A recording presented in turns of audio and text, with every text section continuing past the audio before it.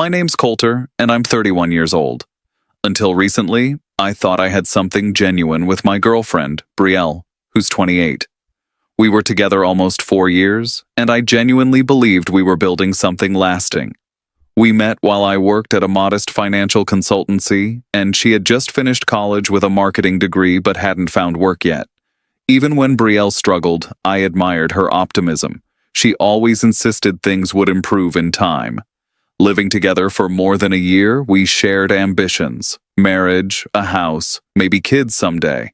My own income wasn't lavish, but it got us by. Brielle stayed hopeful, and her cheerfulness kept our home lively.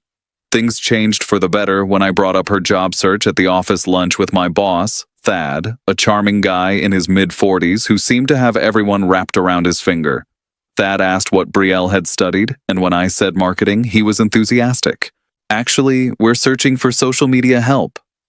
"Have her send her resume," he said. I rushed home, eager for Brielle to seize the opportunity. She hesitated at first, not wanting to appear privileged by my recommendation, but I convinced her talent mattered more than how she got in. She agreed, and soon her resume was on Thad's desk. After a week, she went for the interview, nerves and excitement mixed. Later, a hopeful message popped up. "Think it went well. Your boss seems nice." 2 days later, Brielle was hired. I was thrilled, not only for her, but at the thought of sharing mornings and coffees at work with her. Happiness in routine. The first weeks were blissful. Brielle integrated quickly at the company. She was proactive, friendly, and quickly earned more responsibilities from Thad. Sometimes he'd tease, "Coulter, you recommended a star.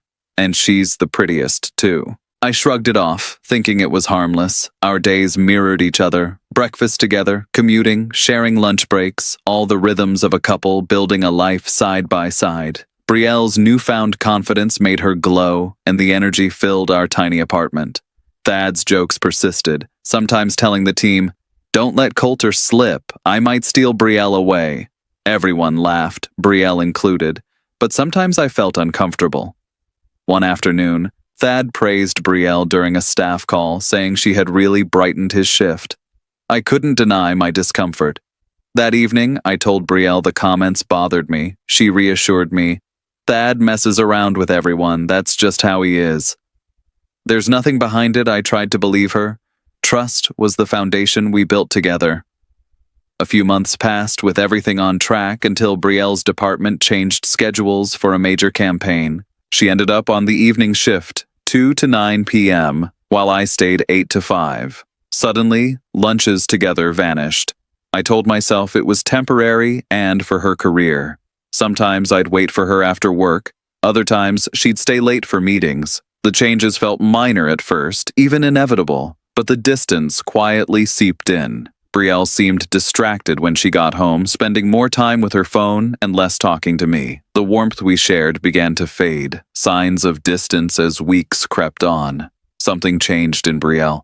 Messages from her during the day dwindled. She'd arrive home late, always with explanations, meetings, overtime, last-minute reports. I tried to be supportive, recalling that I was the one who encouraged her from the start. Maybe work was just overwhelming, yet there were clear shifts. More showers as soon as she got home, long hours locked away with her cell phone, and a sense of emotional absence when we were together. I felt increasingly shut out, as if we lived separate lives under the same roof. One night, the discomfort boiled over. I asked Brielle directly if anything was wrong. She became defensive, tired of my questions, and accused me of distrusting her. The argument ended with silence. She went to bed without another word. After that, we grew even more distant. Dinners stopped, movie nights disappeared. We rarely talked, and when we did, it was only practical matters. Time passed. 2 months since the shift change, and I barely recognized the person I once shared everything with. The void between us weighed heavy. One evening, when Brielle returned even later than usual, I pressed her about it. She snapped, repeating it was just reports and meetings. I finally said, "If you want to leave, just say it." She paused, anger flashing across her face. Her next words changed my world. Fine. I cheated on you. It was with Thad I didn't move. Was this meant to wound me? She went on, with a blunt coldness that shattered me. Don't ask any more questions. He's outside now. I'm leaving. I watched, numbly, as she grabbed bags she'd already packed, heading for the door and out of our life. Everything. Unravels, as Brielle left, I heard a car horn. Peeking out, I saw Thad waiting, arrogance painted across his smile. Something inside me erupted. I went outside and confronted him, the humiliation burning in my chest. He chuckled. Easy, kid. Don't take it so personally. She made her own decision. The dismissive tone sent me over the edge, and I punched him. People intervened, separating us. Thad wiped blood from his lip, smirked, and in a chilling calm declared, "You're fired." Brielle climbed into his car without a glance back. That night, I sat alone on the pavement, watching everything I'd built drive away in silence. Relationship gone, job gone, security shattered. The weight of betrayal pressed down as the streetlights flickered, pointless to resist what had already happened. Inside, I wandered the apartment aimlessly. Her perfume still hung in the air. Every corner triggered memories of us. Laughter, planning trips, dreaming about a future together. Now it mocked me. I couldn't sleep. Heartache rendered me restless, the pain new and overwhelming. Days bled into each other. Disbelief replaced by sorrow, sorrow by anger. Most of all, confusion. How did it unravel so quickly? All I did was try to help the person I loved, and that was the very thing that opened the door for everything I feared. Yet in the devastation, my feelings for Brielle lingered, stubborn and raw. Love doesn't vanish overnight, even if trust does. I wrote it all down, searching for meaning in chaos, not knowing that peace would take much longer to arrive. Picking up the pieces, 3 months have crawled by since that night. In the beginning, I felt hollow, walking through my days like a ghost. The apartment was suffocating. Every single thing reminded me of Brielle. Sleep eluded me, appetite vanished. I obsessed over what went wrong, wondering if I could have stopped it. But slowly, I stopped torturing myself. Friends reached out, but others kept their distance, gossip swirling about my fight with Thad and the scandal it caused at work. Finding a new job was tough. Every interview reminded me of everything I'd lost. Eventually, though, a boutique agency took a chance on me. It's smaller, but the atmosphere is healthier and, ironically, the pay's better. That stability helped me heal financially, but emotionally, I remained a work in progress. I saw Brielle's updates on social media, even though we weren't connected. Her travels hit hardest. Japan, our shared dream, showed up in her pictures with someone else. All the plans we made together were now memories she'd repurposed for another life. It stung, of course. The sense of being replaced haunted me. Marriage, family, those ideas now belonged to my friends as they moved on. But for me, life was a slow, uncertain restart. Yet, with time, I began to see my past differently, not as a personal failure, but as a lesson. There's no right age for anything, no universal timing for love or success. Brielle's betrayal hurt, but I realized it's better now than after marriage or children. Lessons in loss if. There's one lesson this heartbreak taught me. It's that love isn't always reciprocated, no matter how much you give. You can lay everything on the line, financial support, patience, loyalty, and it still may not be enough if someone's priorities differ. In the months after Brielle's departure, I wrestled with bitterness and regret. Yet, each day made clear that some outcomes aren't changeable, no matter how hard you try. There's peace in accepting that truth. I gradually began to forgive myself, not for what happened, but for holding on for so long, hoping things would go back to how they were. Work helped. Colleagues at the new agency were kinder, less competitive. I learned to enjoy smaller comforts, quiet mornings, walks to clear my mind, cooking for myself. Emotional wounds still lingered, but I felt myself growing stronger. Occasionally, I found myself wishing Brielle had valued what we shared.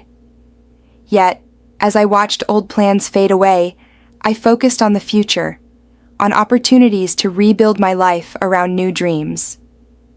Sometimes it's better for people to leave. The pain may signal a cruel end, but it guards you from deeper hurt down the line. I've stopped asking why. Brielle chose her path, and now I must choose mine. Unexpected return. 7 months after Brielle stormed out with Thad, I considered myself mostly healed. Work was steady. My emotions stabilized. Life returned to something resembling normality. Until the unexpected happened. It was a quiet Friday evening. I'd just finished dinner when pounding came at the door. I opened it and froze. Brielle stood there, 2 huge suitcases at her side, hair messy, eyes pleading. She wore a nervous smile and uttered, "Coulter, I'm back. I'm sorry for everything. My heart led me here." I didn't know how to respond, completely caught off guard. She rushed to explain in a torrent of words. "I never stopped loving you."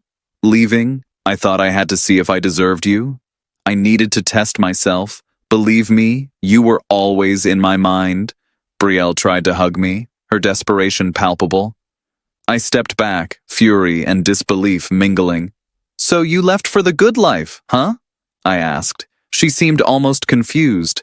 "No, I just needed to know how I felt." I wouldn't let her gloss over the truth. "You ran to Thad, enjoyed his money.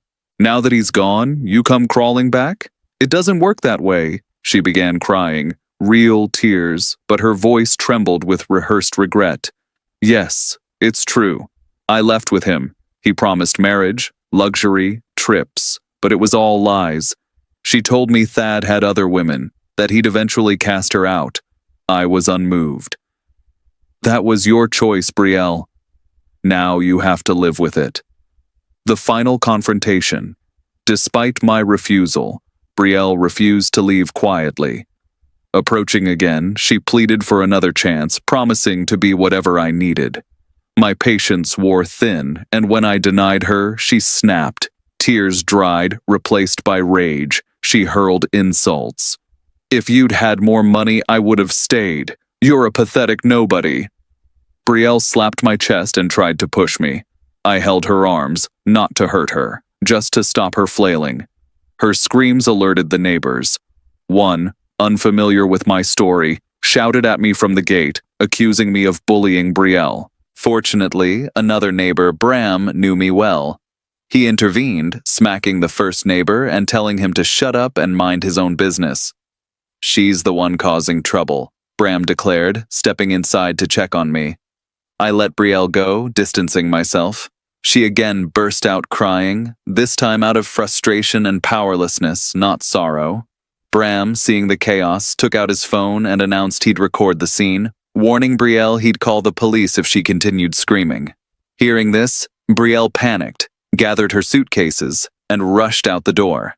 Before leaving, she glared, spat out one last insult about wage earners and little men, then stormed away. Relief and exhaustion washed over me as her presence disappeared from the house. Bram stayed for a moment, assuring me I hadn't done anything wrong. He listened as I explained everything. Thad, the betrayal, the aftermath. His support calmed me. When he left, I finally felt a strange, quiet peace.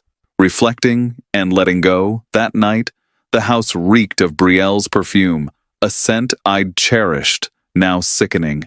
I thought back to every moment, getting her that job, trusting her, defending her, being blindsided by betrayal. Now, after being discarded, she returned out of necessity, not love. For hours, I sat with Bram's words resounding. Sometimes your darkest moments prevent worse disasters.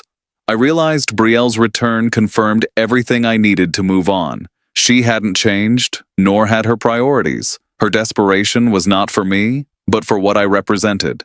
Stability, comfort after luxury failed her.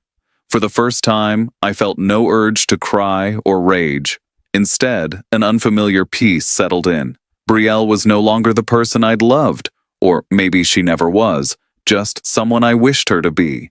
I locked the door, turned off the lights, and sat in silence, reflecting on all I'd learned. The biggest lesson: you can lose someone, not as punishment, but protection from a future you didn't see coming. Starting anew, months after Brielle's final exit, my life found new balance. Work remained steady. My circle grew with genuine friendships, some forged through shared struggle. The apartment finally felt like my own again, filled with hope, not ghosts. Sometimes I muse on what could have been, but it no longer hurts to breathe. My trust in others remains cautious, but I haven't closed off my heart. Love may come again, and I'll greet it with lessons learned. The pain faded, replaced by a clear sense of self. Brielle's choices cut me deeply, but time and honesty stitched me back up. I don't regret what I gave. I regret only that I lost sight of my own needs. Life flows forward, nudging me beyond old dreams into new ones. The past shaped me, but it doesn't bind me anymore. I finally understand. Letting go of Brielle was not a loss, but a step toward freedom. And every day, peace grows stronger.